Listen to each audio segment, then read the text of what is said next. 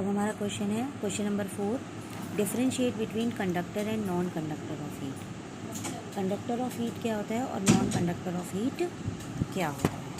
तो देखो बेटा, यहाँ से the materials which allow heat to flow through them easily, ऐसे सामान जिसके अंदर से हीट आराम से पास होती है, are called conductors of heat.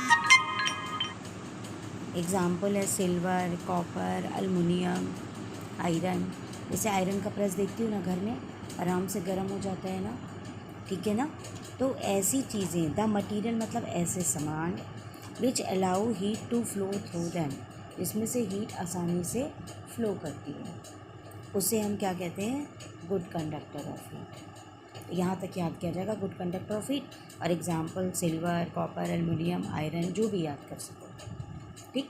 अब अगला उसी में क्वेश्चन क्या था, what are non conductor of heat. The material which do not allow heat to flow through. देखो उसी वजह से यहाँ से आता ना, द मटीरियल विच अलाउ, यहाँ पे द मटीरियल की जगह क्या हो गया, डू नॉट अलाउ। तो द मटीरियल विच, यहाँ अलाउ था, यहाँ क्या हो गया, डू नॉट अलाउ, है ना। Heat to flow through them, heat to flow through them, एक ज़्यादा हो गया। फिर ईजिली यहाँ चाहे काट दो, मत लिखना, तो यहाँ पर भी नहीं लिखना पड़ेगा। Are called non conductor of heat, जिसमें से हीट पास नहीं होती।